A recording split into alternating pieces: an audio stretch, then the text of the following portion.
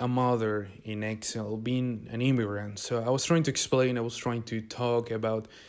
Uh, I'm sure, and it's okay. It's not the thing that you have to live, which is good. Some of your people are not gonna understand all the process of being an immigrant, of the immigration. In this case, we can have, it's not the same. For example, a Spanish guy decides to go to United States or to Italy. We're talking about really privileged countries. It's really different. And with the passport they have, for example, they can move freely with freedom to wherever they want. But being an immigrant from a shitty country like Cuba, like Venezuela, like I love my country, but it's a shithole. Colombia, and but the economy is violent, and when you have to care, gather your money, your things, go to other country, many cases. Learn a different language. In my case, I immigrate to Poland. I'm living in Poland, and I'm still in the process of learning Polish. So it's a tough path. It's a tough journal. It's something you trying to chase a better life. And in this case, like I did it for myself. It was just me, my suitcase, and find a new life. And it was tough and it was rough. And you find really mean, bad people in that kind of changes, leaving everything behind, your family, your friends, everything that you know.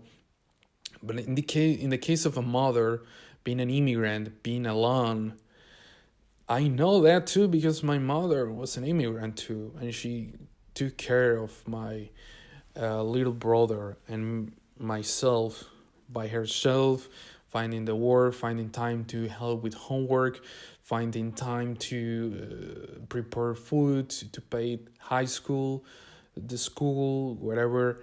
And I think there is a subject like in Spanish, especially in the South American community, we talk about that. But in this case, about immigration in English language, I have not found enough content about it. And in this case, that I can talk about being an immigrant and being a mother at the same time, I love it because it allows me to talk about this and bring this context and this subject to you who don't understand uh, what is that and how tough it is the be alone as being as alone as you can, being by yourself, being scared, don't understanding languages, slangs, dynamics. And in the case of a woman, it's even worse because she was really sexualized for being Latina, for being Cuban. And it's a lot of shit to it. It's a lot of shit to it. So it's always good to remember. Of course, always there are going to be bad immigrants, bad people that found a way to change country, but also really good people that is trying just to not even get a better life, like with money and stuff, just trying to find peace, to be calm, to be able to go to the bus stop without being scared of someone is going to stop you and rob you, or in the case of a woman, rape you. So yeah, I like to bring this. I like to talk about the migration. Probably I'm gonna talk more about the migration in the future, but it's a nice opportunity to bring this to the table and talk about this in English language. I don't see it that often, and I get it from my environment. All my friends immigrate.